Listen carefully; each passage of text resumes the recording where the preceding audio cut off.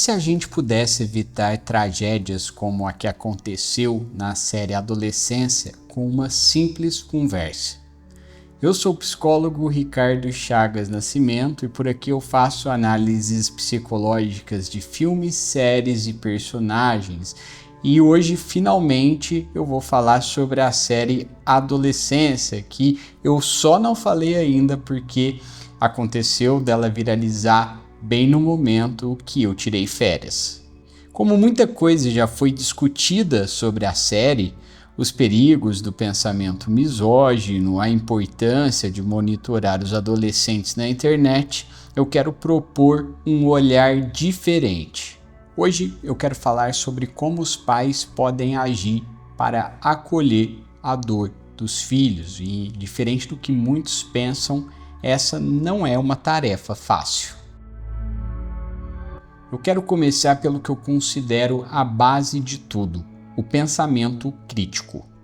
Pais precisam ensinar seus filhos a questionar ideias, a identificar argumentos falaciosos, generalizações e discursos que desumanizam. Isso começa muito cedo, muito antes do primeiro celular. A ideia é que a filosofia esteja presente na rotina familiar. Hoje, as crianças já estão imersas em algoritmos com discursos de radicalização, envolvidas em comunidades online que os pais sequer conhecem. Proibir o acesso digital pode ser até uma solução temporária, mas não é a resposta definitiva. É necessário que os pais compreendam, acolham e dialoguem com seus filhos. É preciso saber com quem seu filho fala, quais conteúdos ele consome e, principalmente, conversar sobre temas desconfortáveis e não com tom de repressão, mas a partir da lógica do pensamento crítico.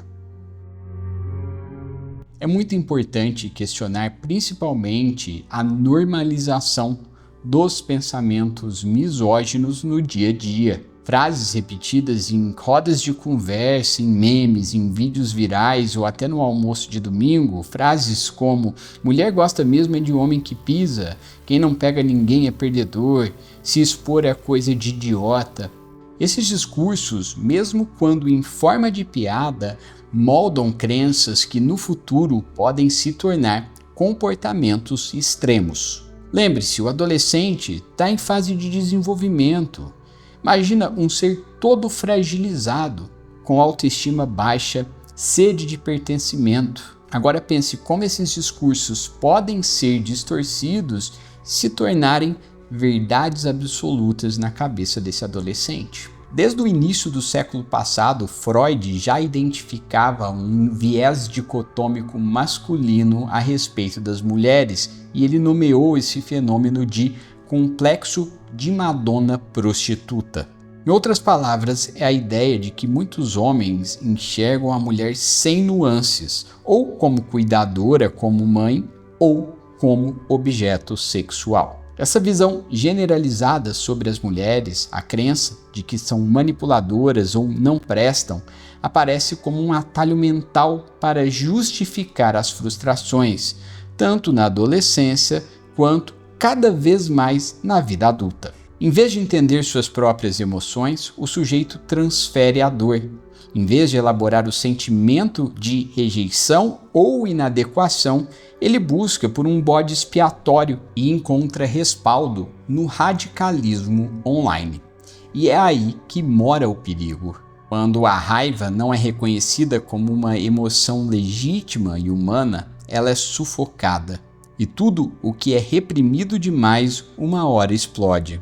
Essa explosão pode ser inofensiva, como no caso do pai de Jamie, que quebrou um galpão com uma marreta, ou pode tomar a pior forma, como aconteceu com o próprio protagonista.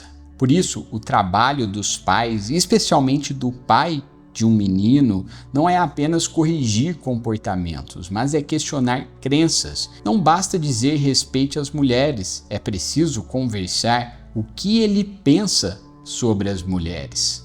É nesse território cognitivo que nasce o perigo, é ali que nascem as ideias erradas, mas também é nesse mesmo território cognitivo que você tem o espaço de questionar os pensamentos, de entender como eles se conectam e como eles funcionam. Até agora eu falei de uma maneira mais geral sobre como essa conversa deve acontecer. E eu acho que essa série propõe uma discussão muito interessante, porque existe um momento que é verbalizado tanto pelo Jamie quanto pelo pai dele em episódios distintos, que poderia servir como gancho para uma possível abertura de diálogo. E talvez você, como pai, possa até descobrir uma abertura parecida para conversar com o seu filho. Em episódios distintos, Jamie e o pai falam sobre um jogo de futebol. O garoto não era bom no esporte, sentia que o pai ficava decepcionado ao vê-lo jogar futebol e por isso desviava o olhar. O pai conta à mãe que fazia isso porque os outros pais notavam a inabilidade do filho e isso o envergonhava. Momentos depois ele diz que o Jamie não era bom em futebol, mas ele desenhava muito bem. É aí que a gente encontra um grande paradoxo. O Jamie tinha a percepção de que ele era feio e de que ele não era bom em nada, e isso claramente não era verdade. Ele desenhava bem pra caramba. É nesses momentos, quando percebemos a frustração e a fragilidade das crianças, que precisamos normalizar o hábito de conversar. Mais importante do que ir bem em um jogo de futebol é conversar sobre não ir bem em um jogo de futebol. Afinal, faz parte da vida não ser bom em tudo e faz parte do crescimento elaborar a frustração de não conseguir alcançar todas as expectativas. Adolescentes com autoestima baixa, que não se sentem valorizados, vão buscar aprovação externa, quando na verdade precisam de uma base emocional sólida, construída em grande parte dentro da família. Não que os pais do Jamie fossem ruins, não é isso que eu estou falando, eles eram pais amorosos, eles eram bons pais, mas o meu ponto é que agora a gente precisa dar um passo além, a gente precisa arrumar, ajustar a estratégia de conversar com as crianças e de ensinar a lidar com a frustração. A gente aprende a lidar com a frustração ou da melhor ou da pior forma possível. É importante a gente ter essa base sólida de conversa, de diálogo familiar, para que essa frustração da criança, inevitável da criança e do adolescente, seja acolhida, seja compreendida e seja principalmente questionada. Isso é de muita importância. Cuide bem da saúde mental e até o próximo vídeo.